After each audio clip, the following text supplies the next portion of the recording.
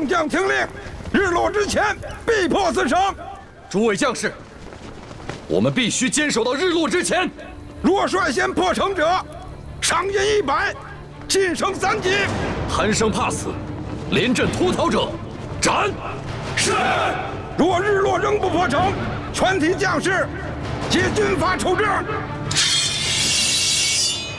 杀！开炮！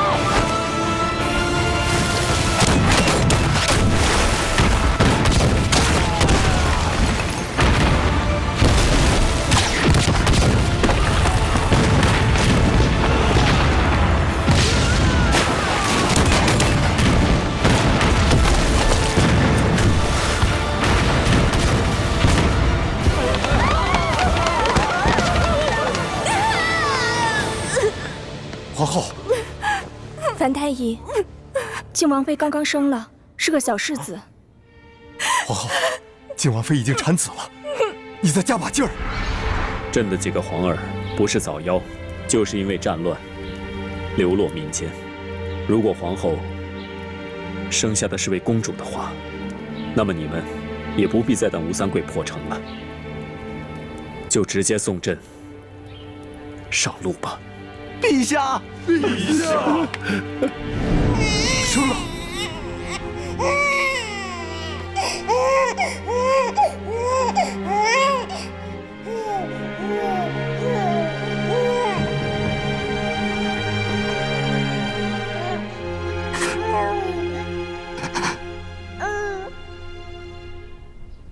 杀了他！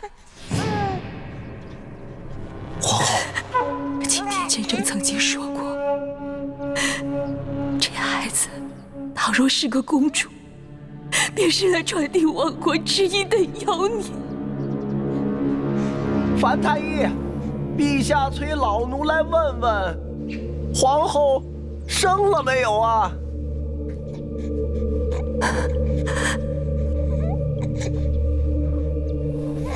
刘总管，快去向陛下报喜，皇后顺利诞下皇子，母子平安。啊！天佑我大明！天佑我大明呀！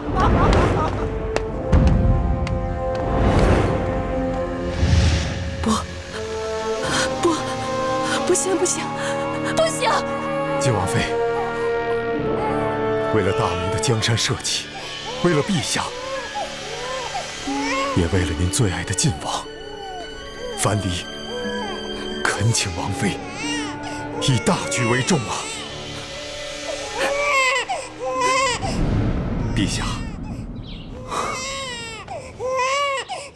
好啊，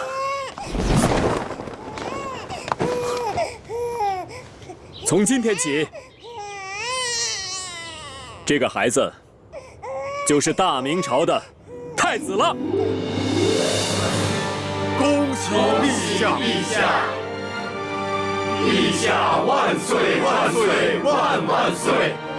太子千岁千岁千岁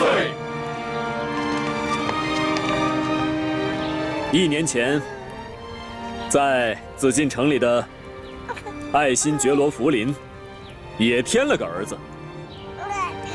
如此的巧合，这一定是冥冥中自有天意。福临给他的儿子起名叫玄烨，烨，火光，也就是光明灿烂的意思。那么朕这个太子取名叫慈轩，轩是太阳光辉的意思。朕倒是要看看，将来这2把火，谁能够主宰这万里江山？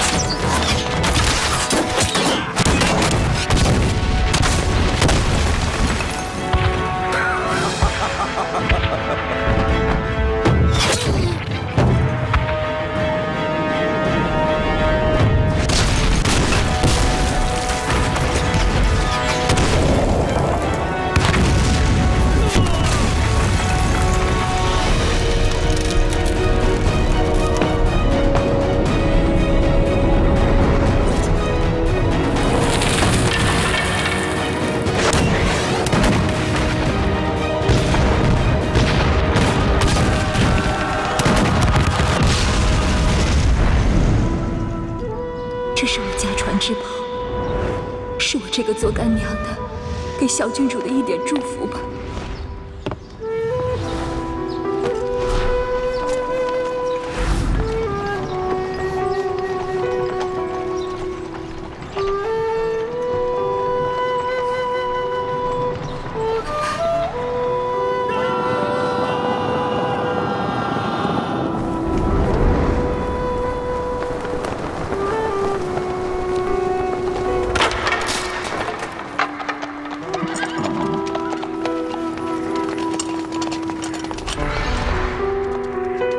定国，我知道你要去护送陛下，顾不上我们母子，永别了。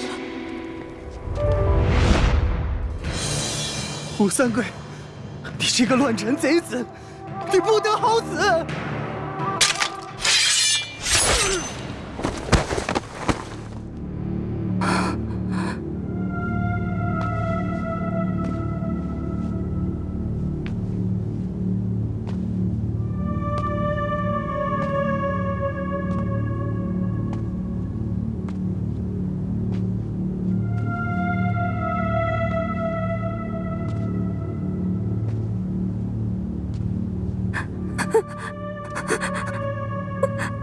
你知道吗？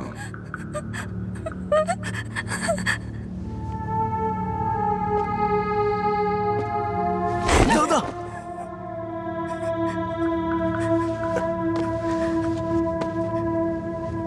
这里头没有陛下的家眷，只有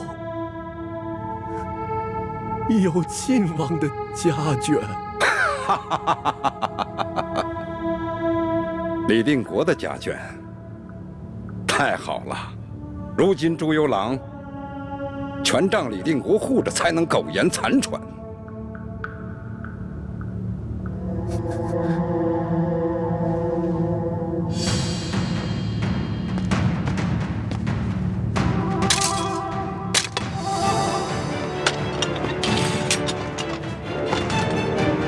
晋王妃。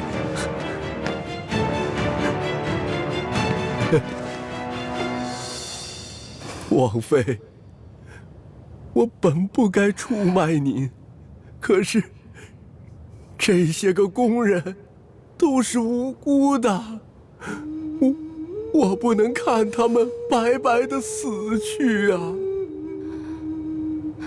公公，你糊涂啊！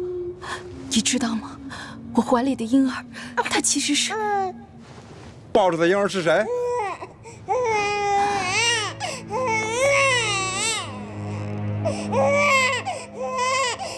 是你和晋王的孩子吧？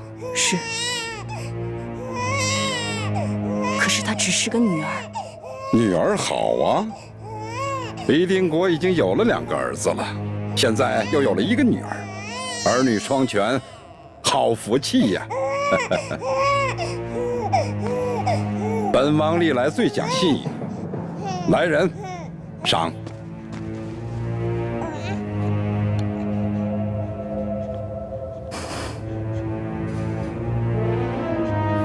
平西王，你说话可要算数，放了他们。晋王妃，我对不住你和晋王，我只能以死谢罪了。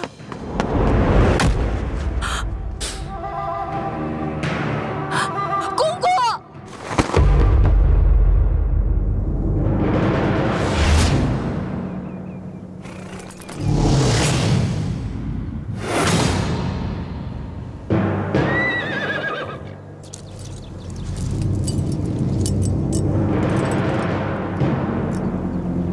思行，这把金钥匙你收好了。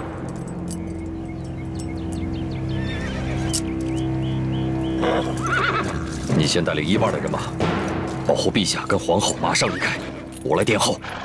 遵命。李定国，大明江山气数已尽，改朝换代势在必行，你又何苦逆天而行？带上来，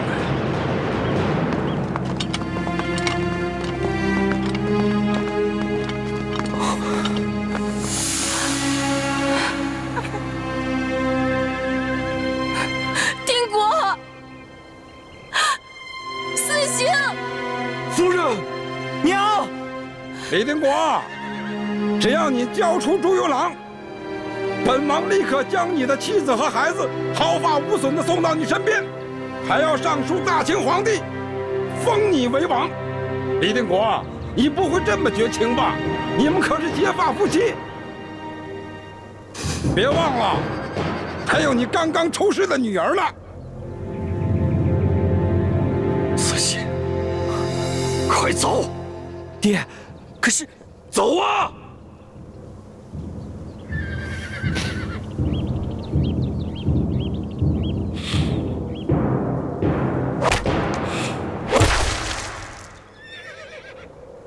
夫人，我李定国欠你的，来生一定相还。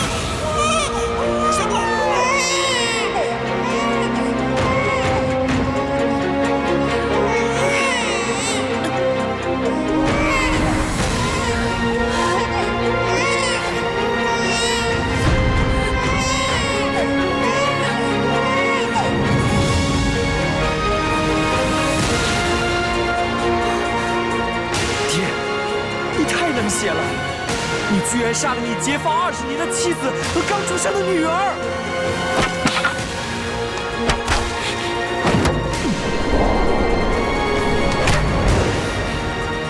思清，要么你现在就一枪刺死我这个爹，要么就赶快走！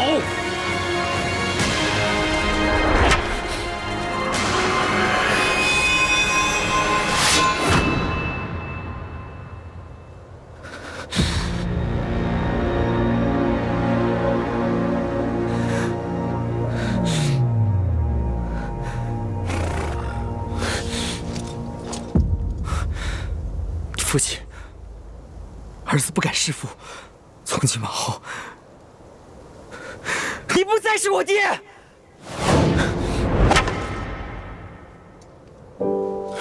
杀！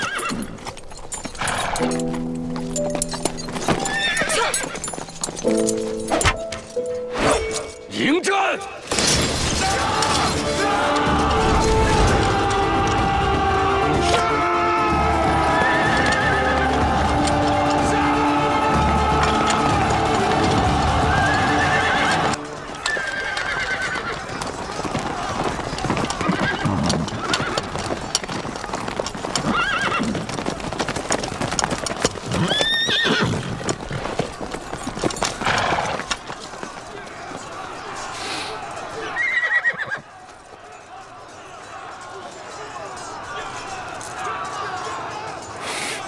爹，我一定会让你后悔。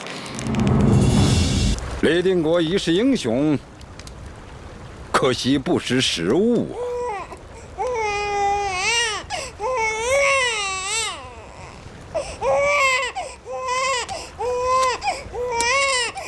哎呦，来来来，哎呦！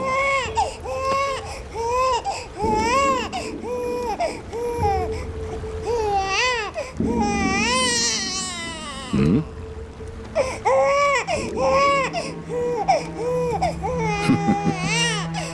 原来是这块玉佩救了你一命。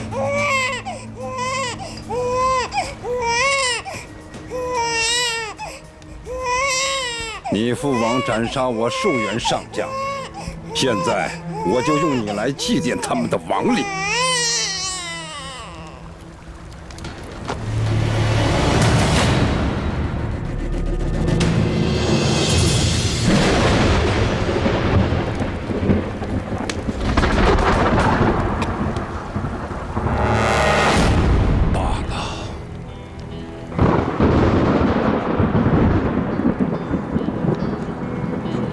本王一生征战多年，杀人如麻，手上不知沾了多少鲜血，可却从未亲手杀过婴儿。今天，我就把你留在这战场上，是生是死，就看你的造化了。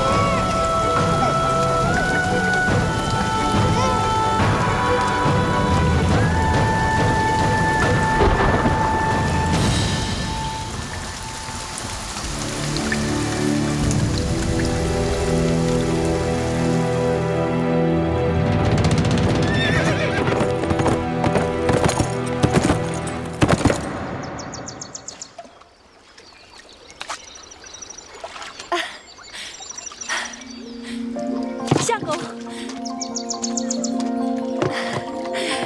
夫人，我终于见到你了，倩莹，倩莹，快叫爹，爹，真乖。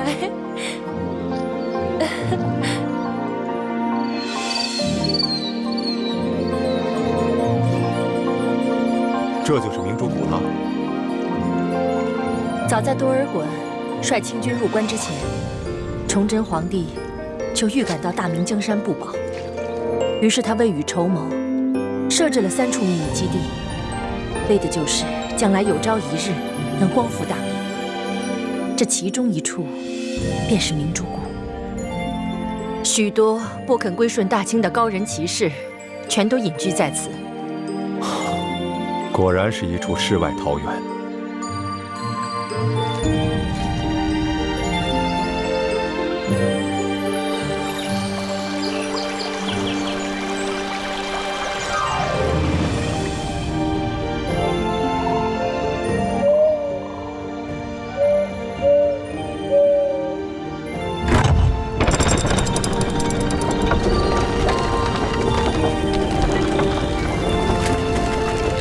相公，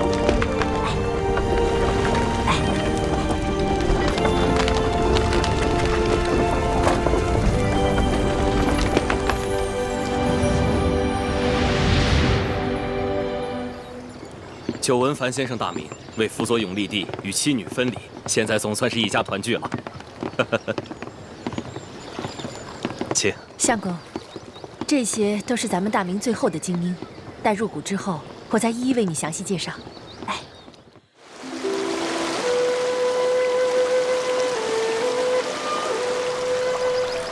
义父，你今天怎么肯带我出谷玩了呀？今天是你7岁生日，你从小到大都没有离开过明珠谷，所以义父今天带你出谷开开眼界。哇，那我是不是能吃到很多很多好吃的？你呀，就是挑食。确实，在谷中也没什么好吃的。易欢，今天你想吃什么，义父都买给你。哇，真的吗？嗯。太好了，我的义父最棒了。走。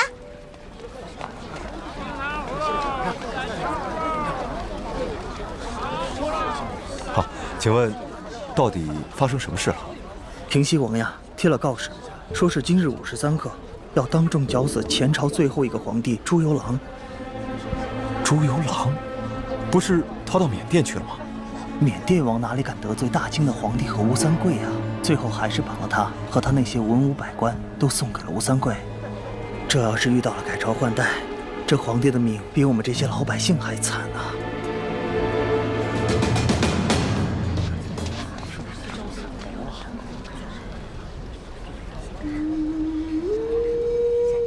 台上跪着的那个男人，还有他旁边跪着的那个女人，你好好的看看他们，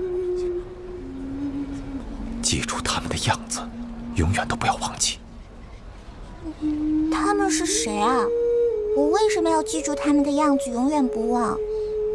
先别问为什么，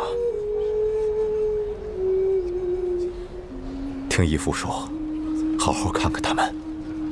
这是你第一次看见他们，也是最后一次看见他们了。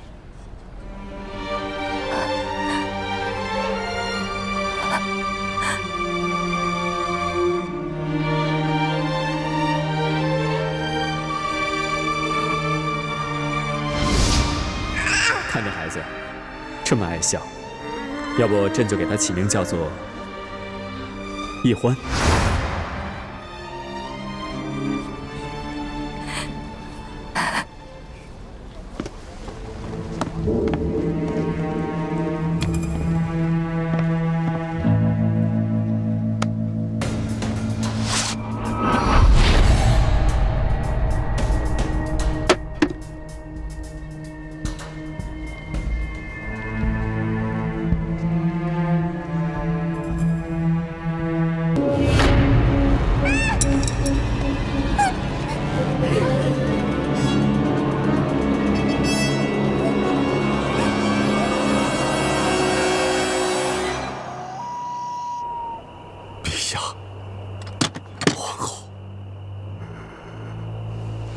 把他拿下！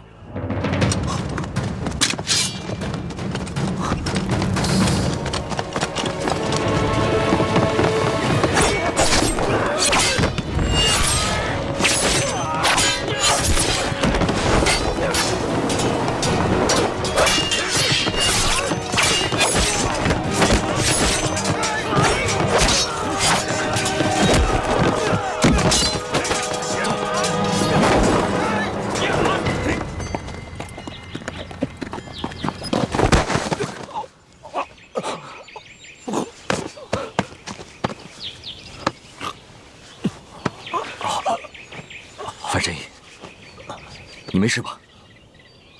你是晋王？他们在哪？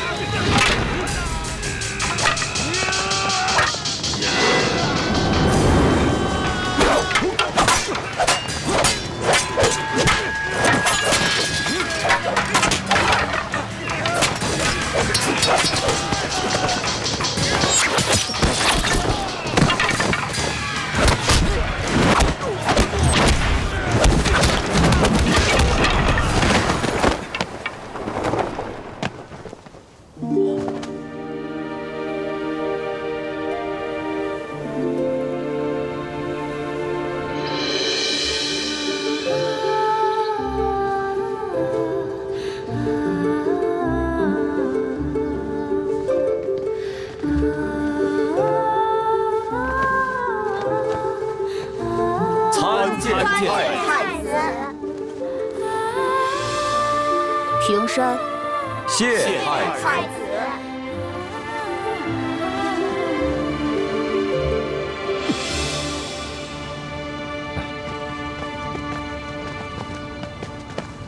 如今顺治已经驾崩，他的第三子爱新觉罗玄烨继位，改年号为康熙。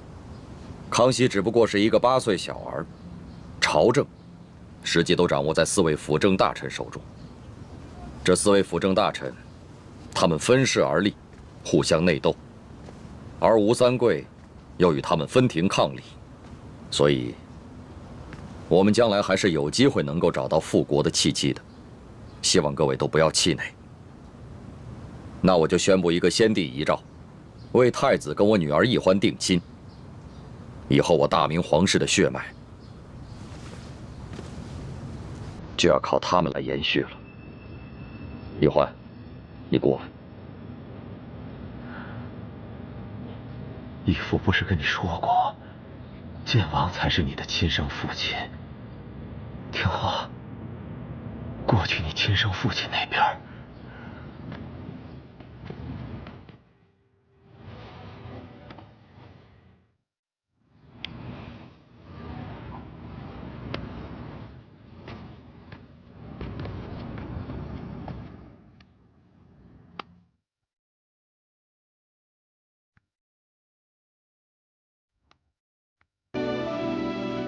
从今往后，你们要互敬互爱，相互帮助。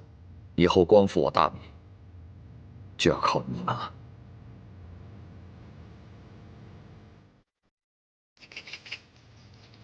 孩子们，从今天起，我们几位师傅将要对你们进行严格的培训。我们会将我们毕生所学毫无保留的都传授给你们。是。那我们以后是不是不能玩了？不能说话。我负责传授你们兵法、战略战术。我来教授你们各项技能和各种兵器。我负责教你们医术，还有读古之术。我负责教你们四书五经、琴棋书画乃至天文地理。我就负责教会你们易容变声、缩骨异形等各种技艺。我将教你们暗器功夫，以及破解制造各种机关。啊，这么多课程还没学我就晕了。奕欢妹妹，你我可是大明最后的希望，我们要加倍努力，给所有的兄弟姐妹们做个榜样。你可再也不能像以前那样贪吃贪玩、偷懒耍滑头了。要你管，凭什么管我？你是我未来的媳妇，我就有权管你。呸！我长大了才不会嫁给你这么没趣的家伙呢。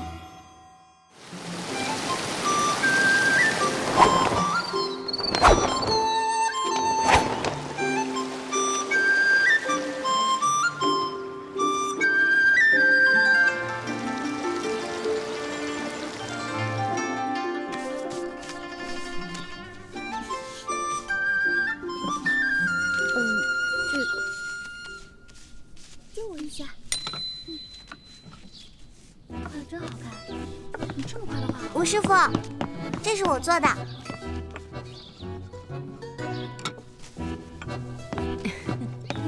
你看到我的东西了吗？那不是你做的面具吗？吴师傅，这张面具是我做的，被奕欢偷偷拿了。奕欢，他居然偷懒不肯做作业，居然偷了同学的功课来搪塞我。上课的时候，奕欢竟然还装病。奕欢这孩子呀，比其他的孩子都聪明，只要稍加努力，前途不可估量。每次都是这样，认错认得贼快，可是一掉头，就外甥打灯笼，照旧。奕欢，从明天开始，别人练1个时辰的功夫，你要练2个时辰。别人做1份功课，你得做2份。你这样根本不配做晋王的女儿，日后还怎么指望你光复大明？奕欢，不要让我失望。你这孩子，今后要多用点功了。奕欢，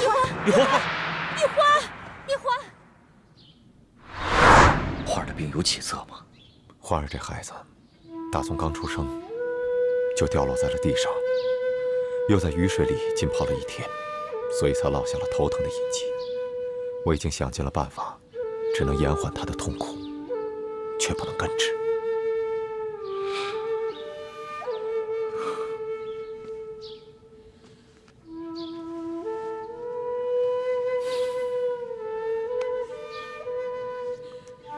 欢儿，都是我害了你。其实欢儿的病也不是不可医治，只是需要找到一种特别的药引。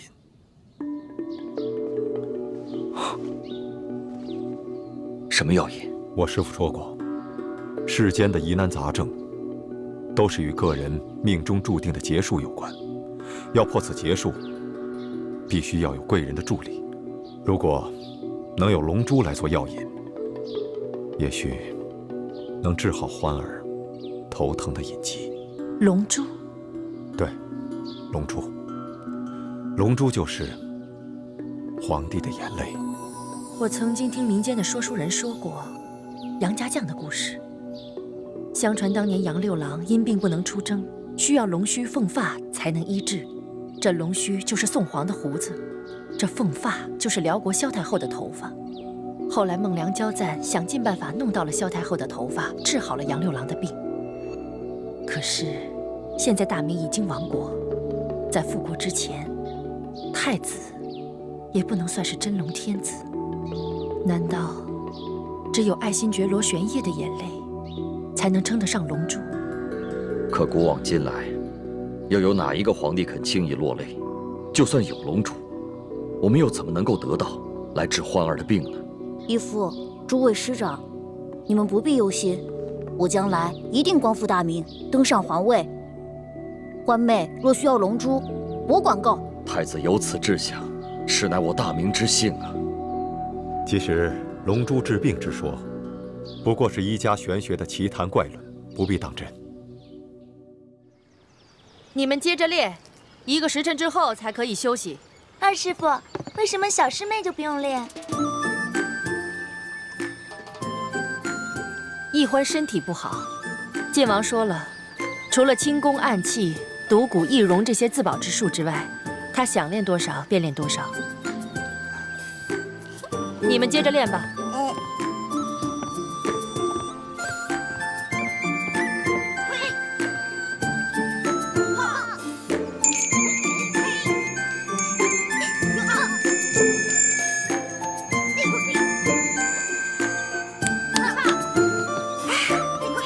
周哥哥，玉欢，你别捣乱。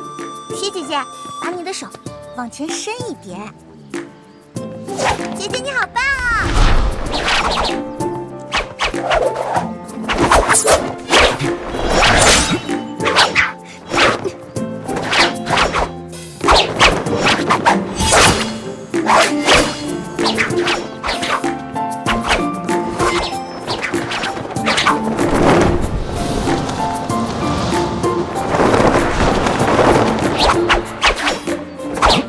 周哥哥，再高一点，高一点。认真点。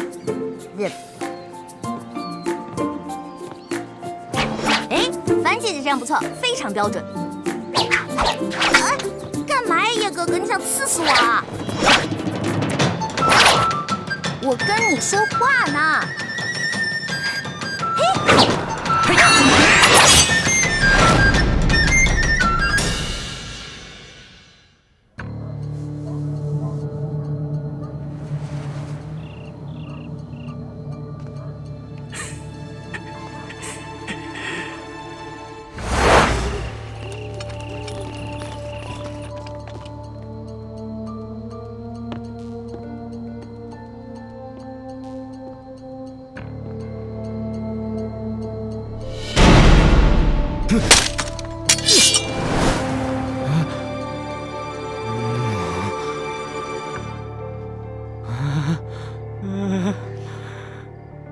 美人87、88、89、90。谁？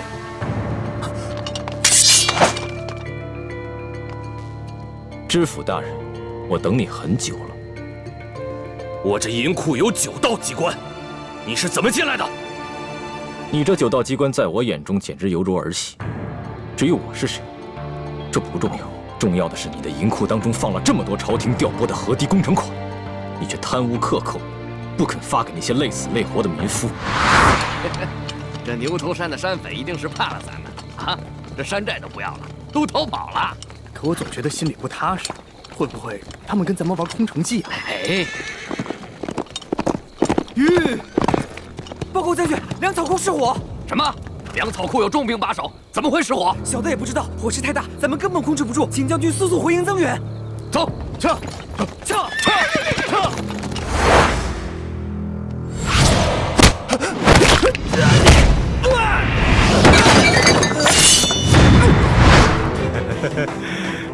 美人。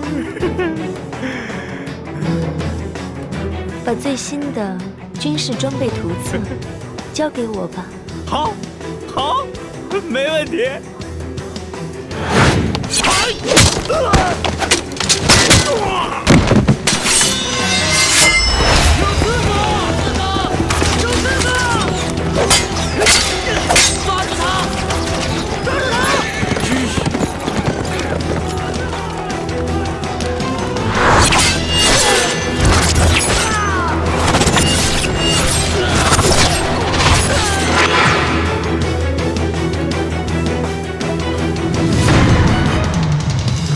这是大清工匠设计的最新军事装备图册。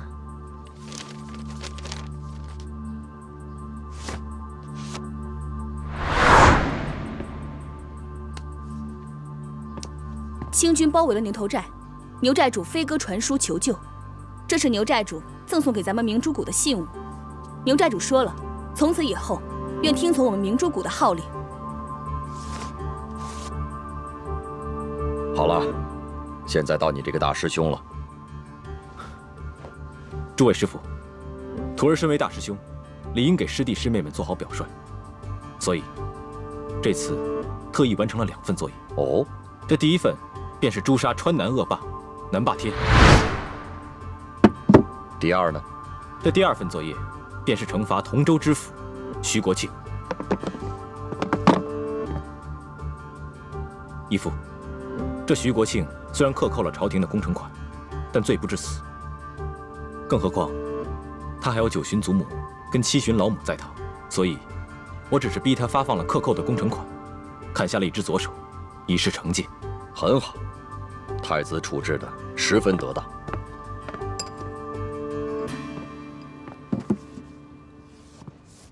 孩子们，你们都通过了各项考核，可以出师了。接下来，我会有非常重要的任务要交给你们。哎，易欢呢？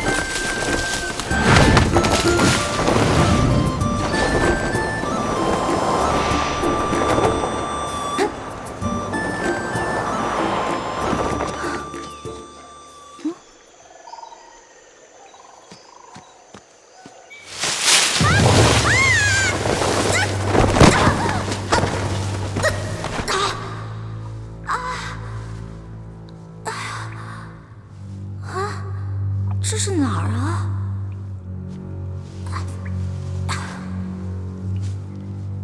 我怎么从来都没来过这个地方？难道以前有人住在这儿？这缸里是什么？打开看看。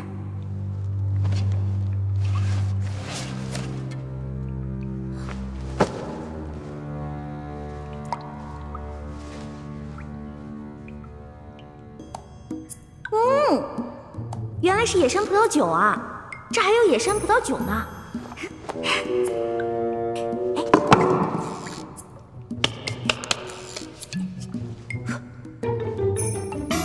我回来了。你跑哪儿去了？大伙都快急死了。有什么可着急的？我都这么大个人了，能出什么事儿啊？爹，你就知道游山玩水，不务正业，你知道吗？你的师哥师姐们都已经通过考核，可以出师了。真的？恭喜各位师哥师姐了。谢姐姐，那你到江湖可什么事儿都得分享妹妹一份，好吃的好喝的都得给我留着，知道吗？没问题。就你那三脚猫的功夫，跟着你师哥师姐们，还不是拖累他们？才不会呢！你也太小气了吧！师哥师姐才不会呢。他们会有福同享，有难独当的，是不是？大不了他们打劫，我站岗；他们吃肉，我喝汤嘛。就知道油嘴滑舌，懒得理你。马上跟我回去，过一个时辰，面壁思过。贵就贵。走了。嗯。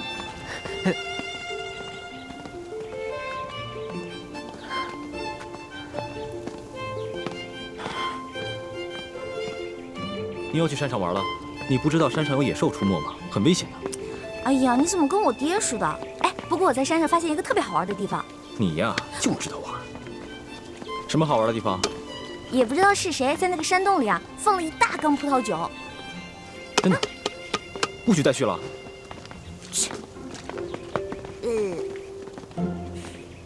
徒儿参见各位师傅。你们听着，出师之后，我要你们完成的第一个重要任务，就是寻找当年崇祯皇帝留下来的一个铜匣。这个铜匣关系到我们联盟的一个绝顶机密。本来这个机密只有我一个人知道，但是现在是时候把它说出来了。你们一定要切记，每个人都要守口如瓶。徒儿明白。徒儿明白。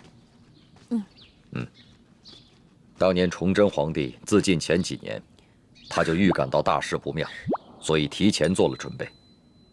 他把皇宫中还有国库中所有的金银财宝全都集中起来，命心腹之人藏在一个隐秘的地点，并制造了一张藏宝图。藏宝图？那我们找到了，是不是就发财啦？除了这些用以光复大明的财宝，崇祯皇帝还秘密筹建了3个基地。这第1个基地现在在台湾，由延平王郑经领导；2号基地就是咱们的明珠谷，由我和谷主陈胜男来领导。这第3个基地更隐秘，连我都不知晓。崇祯皇帝把这3个基地的资料，还有派遣到全国各地潜伏的大明义士名单，制作了一本小册子。晋王，那现在这个铜匣在何处啊？清军入关以后，这个铜匣很可能落到清军手中。不过，他们不知道铜匣的秘密。当年崇祯皇帝集结了大明王朝所有能工巧匠，为这个铜匣制造了3道机关。要想打开铜匣，必须有3把金钥匙同时插入，才能打开。如果金钥匙不齐全，想要强行打开铜匣，就会触动铜匣的机关，那么藏宝图和名册将会被损毁。那这3把金钥匙，这3号金钥匙上面有翡翠饰物，是在台湾延平王郑经手中。这第2号金钥匙上有玛瑙饰物，本来是张献忠所得，后来落到了我的手上。这第1号金钥匙上有白玉饰物，当年由永历帝亲藏。当年我父皇被吴三桂所弑，那1号金钥匙应该落在了吴三桂的手中，只是不知道是否交给了清廷。此番你们出谷，有2项重要任务：第一是想尽一切办法找到铜匣和金钥匙；第2就是联系天下义士，挑起鳌拜跟康熙之间的矛盾，引发清廷内乱。请师傅们放心，徒儿一定尽最大努力，将2项任务一一完成。好，此番你们出谷行动，一切都听太子调遣。太子，你就不要再用真实身份朱慈轩，而是用化名李建清。大家也不要叫他太子，而称他为大师兄，明白吗？记住了。记住了。 2项任务都要先去京城，你们回去收拾一下，明天一早就出发。去京城啊？太好了！从小到大我就知道京城是全国最繁华的地方，带我去吧。你不能去。为什么？你平时不学无术，吊儿郎当的，武功暗器、奇门八卦、18般武艺，样样稀松，所以你继续留下来，跟你的师弟师妹们继续学习练功。这不公平！哎呀，爹，你就让我去吧，我在谷里闷得快要烦死了。我跟猪哥哥、雪姐姐一起完成任务，行不行啊？是啊，大师傅，您就让易欢跟我们一起去吧。是啊，让易欢一起去吧。大师傅，就让小师妹跟我一起走吧。爹，太子，你是这次行动的总负责，那么易欢是留在谷中，还是跟你们出去一同执行任务，都由你来决定。朱哥哥，从小到大你最疼我，是不是？你肯定会同意我去的，是不是？啊？环妹，此番我们出谷要执行的2项任务，都事关重大。我要对全局负责，更要对你的安危负责。所以啊，你就乖乖留在谷中，继续游山玩水，逍遥快活吧。等我回来，给你带好吃的。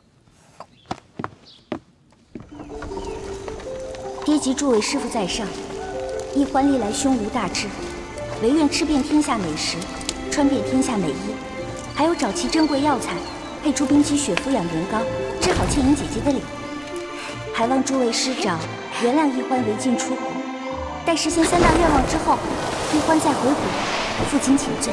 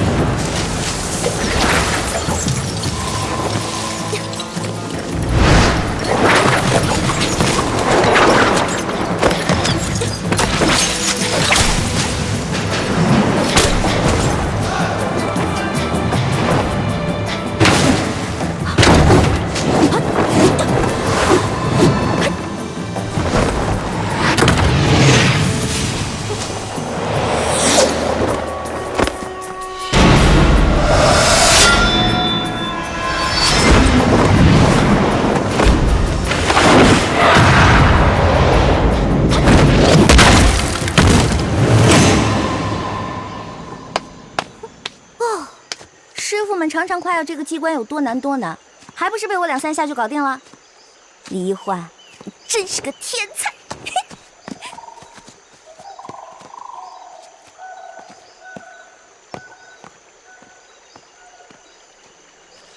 范先生，你立刻飞鸽传书给太子他们，告诉他们，易欢已经出谷，让他们务必保护好易欢。既然晋王担心公主的安全，为何还要故意简化机关，放她出谷呢？唉，晋王，7年前，当时我逼不得已，就自作主张，就把公主跟你儿子给调包了。7年前，我亲手射杀的女儿，竟然是我大明朝最后一个公主。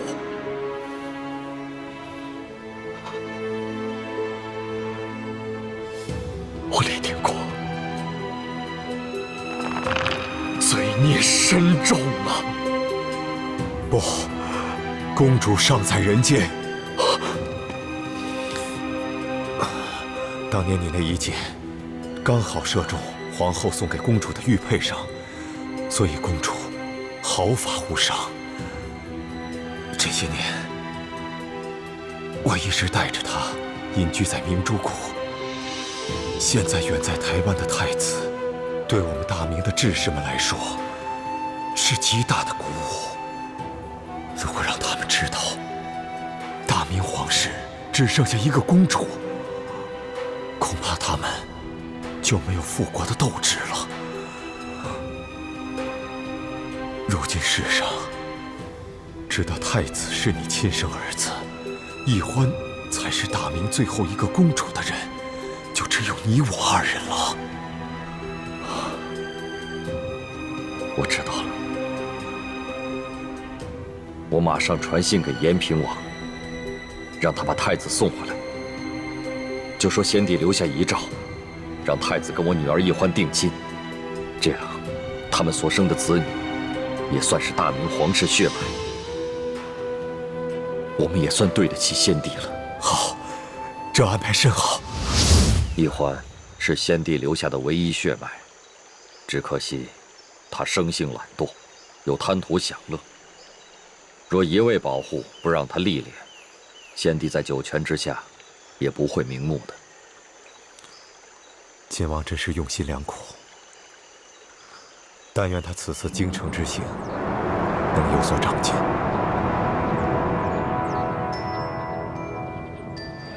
你看桃仁，好看，多好这个。哎，卖鸟嘞！哎，您看我这鸟。鸟儿应该自由的飞翔，不应该在笼子里。哎，您干嘛？对不起啊。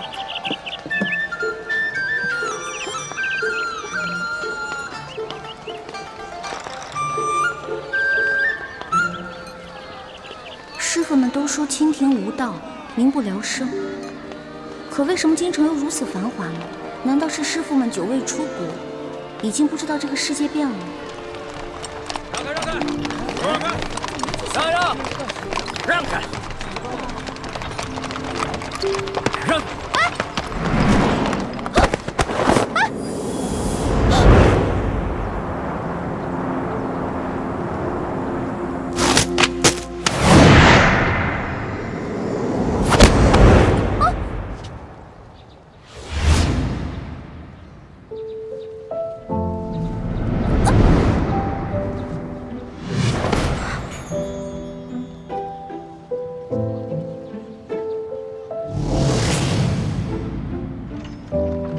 哎，小孩儿，哎，干嘛呢你？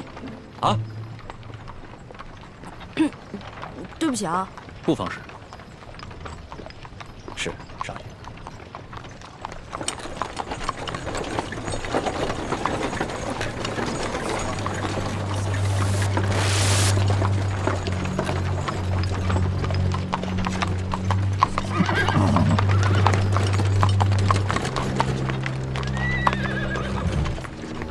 哎，他们要把这些人押到哪儿去啊？还能去哪儿？当然是菜市口了。菜市口，卖菜的地方。哼，菜市口你都不知道啊？菜市口是朝廷行刑的刑场。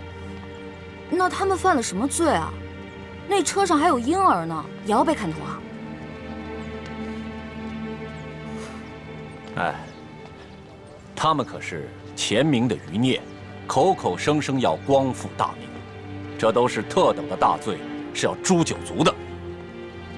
当今皇上这么残暴，诛九族，怪不得这些人要光复大明。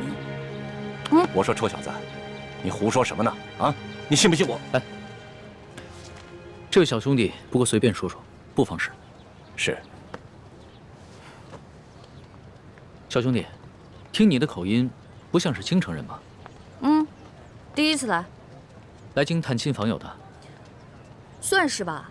主要我想看看紫禁城长什么样，再吃点京城的美食。如果有机会能看到皇上长什么样就好了。要瞧紫禁城容易啊，远远的看一眼也就是了。要是京城的特色美食，京城第一酒楼一定能包你满意。但是皇上身居大内，可不是你想瞧就能瞧见的。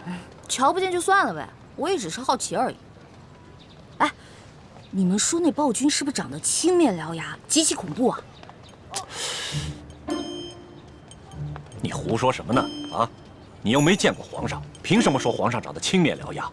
还诅咒说皇上是什么暴君？你找死啊！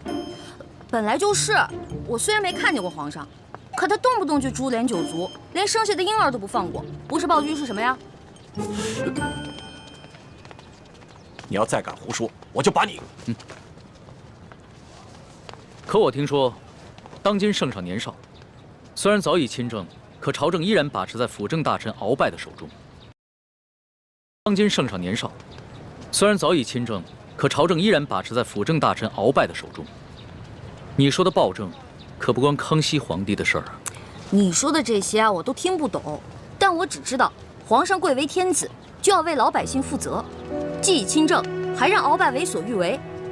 我看啊，他不是暴君，那也是个昏君。你要再敢胡说，我立刻……他说的对，任由朝政把持在他人手中，不是暴君，也是昏君。瞧他那把扇子很是名贵，我还是不要招惹这种人为妙。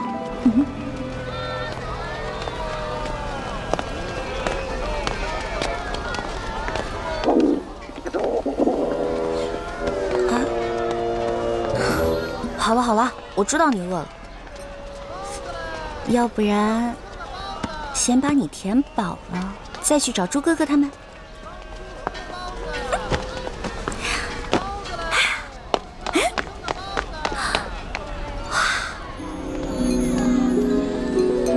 这难道就是刚才那位富家少爷说的京城第一酒楼？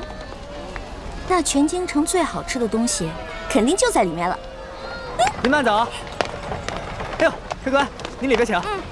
您请。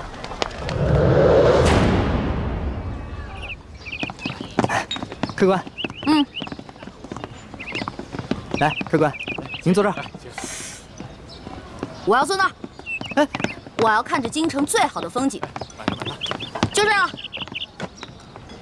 客官，您一个人犯得着用那么大的桌子吗？要不咱换换？我一个人怎么了？我能吃4个人的量。去，给我拿菜单。哎。哇。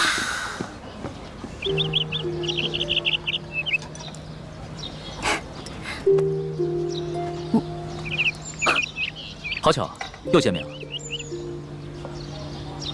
原来是你啊！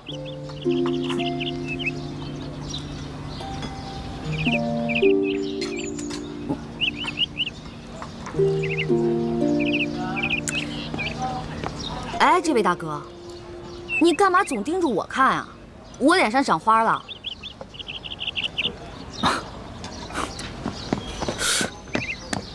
客官。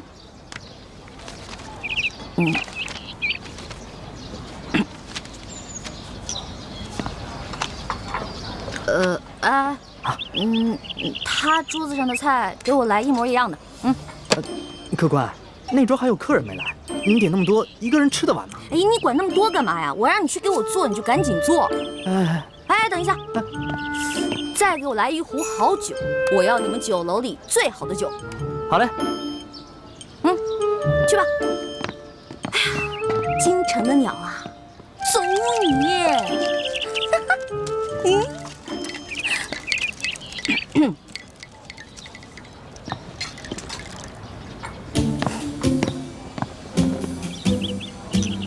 我说这位大哥，干嘛一直瞪着我看啊？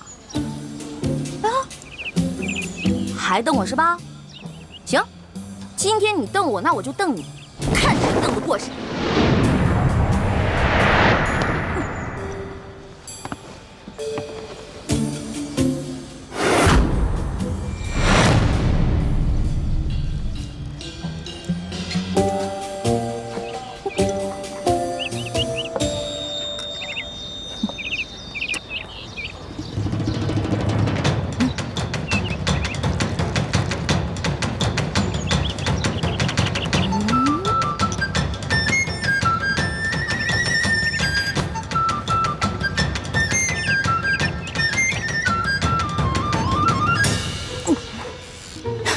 说了吧，看你还敢瞪我！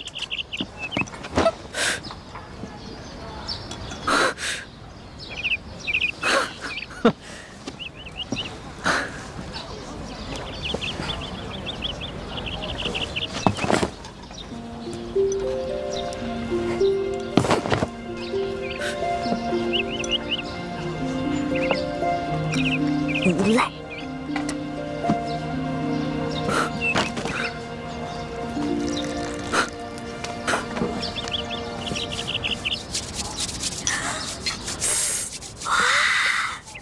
好吃的，先吃哪个？尝尝。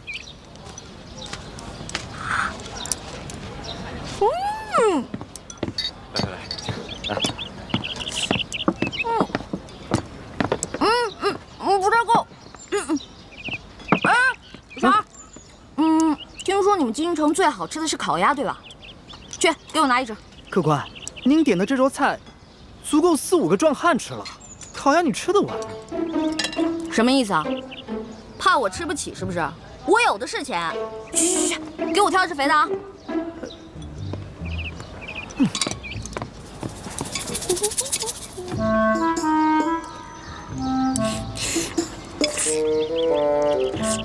客官，烤鸭。烤鸭。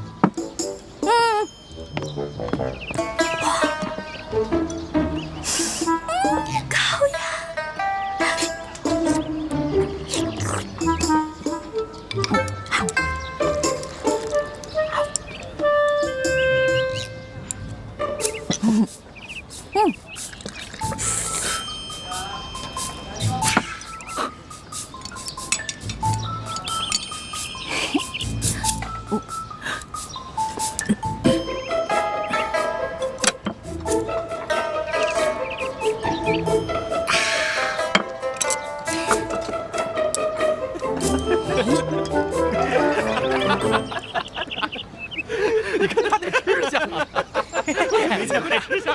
你们看，你看，笑什么呢？就笑你怎么了？长得跟个姑娘似的，吃起饭来跟头牛一样。我花你们家钱了，穿你们家衣服了，吃你们家饭了。看不出来，你不仅食量大，脾气也挺大的呀。今儿我就替你父母好好教训教训你，改给你的臭毛病，不然以后可娶不着媳妇儿。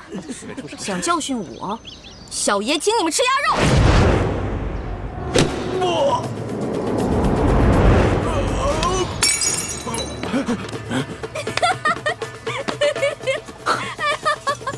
找死！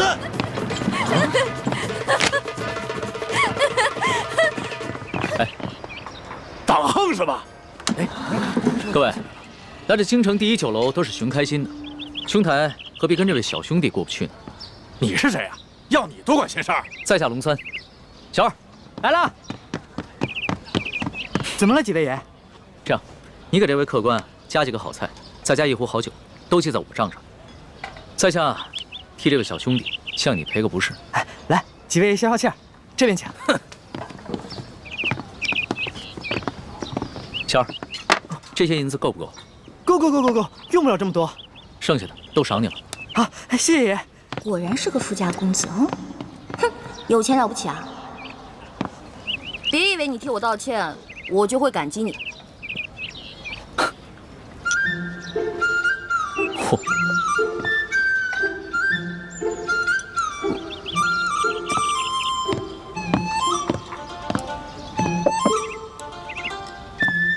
小兄弟，看你那么喜欢吃美食，这个呢，是我自家带过来的糕点，外面吃不到的，赏脸一品吧。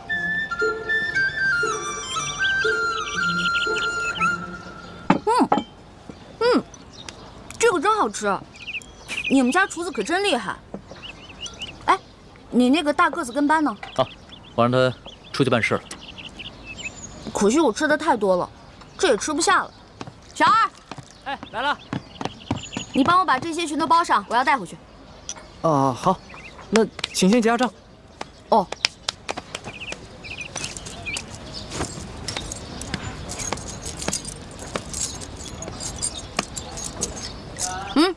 不用找了，这不够啊！这可是整整1吊钱啊！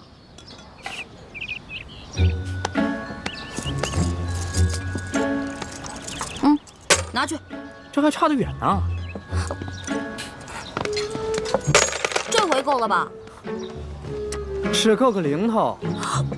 这么多钱只够个零头？你这京城第一酒楼的菜也太贵了吧？这些钱都是我跟我兄弟姐妹1年的利钱呢。这儿可是京城第一酒楼，可不是你们乡下的草棚子小饭馆。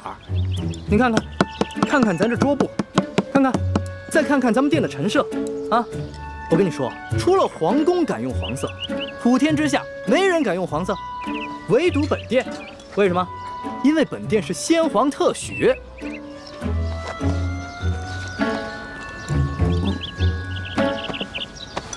啊，这样吧，这顿饭钱我来出了。哎，且慢。虽然我知道你比我有钱，但是我也知道，无功不受禄。这样吧，我能不能先欠着，等我哥哥来了以后再付给你？可以啊，但是把你刚才掏的那块玉压在本店。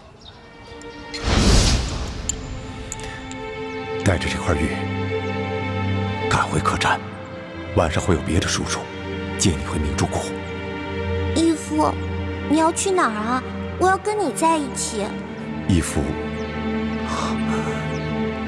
要为刚刚被绞死的那几个人收尸，这件事情太危险，你不能跟着我。那些被绞死的人跟咱们有什么关系啊？义父为什么要去给他们收尸？你还小，你不明白。记住，这块玉是你亲娘留给你的最后遗物，也是唯一能证明你身份的信物。你千万不能把它弄丢、弄脏。不行，这是我娘死前留给我的唯一遗物，不能给你。那客官的意思就是要吃霸王餐了。小兄弟，这个京城第一酒楼有个不成文的规矩，礼敬天下身怀绝技的能人异士。所以呢，你要是有什么绝技的话，能露出个1、2手，这样的话就可以免了这顿餐费。对，如果你实在没有现银的话，可以露手绝技给大伙儿瞧瞧。那什么样的绝技啊？来，小兄弟，你看到这上面挂的字画了没有？只要你能题一首诗，写一首好字儿，或者是画一幅画，就够格了。不瞒兄台，诗词歌赋、书法绘画，我样样都会，但是可能比不上这上面的墨宝吧。若是小兄弟觉得自己文采稍逊的话，那会不会什么别的，比如某种乐器、舞蹈，或者武功杂艺？没错，乐器嘛，我会好多种；舞蹈、杂艺、18般武艺，我也都会那么一点点。但是绝技，恐怕还谈不上吧。原来客官所学杂而不精啊！哎，人的精力是有限的，这位小兄弟啊，年纪轻轻的就什么都会，已经是很难得的奇才了。这样吧，小兄弟，你就挑你最精湛的技艺来露一手，看看是否合格。若是不够格的话，我来给你做担保，等你找到你哥哥再来结账不迟。好，就听龙少爷的，挑个您最拿手的，来一个给大伙瞧瞧。好，来一个。多谢兄台。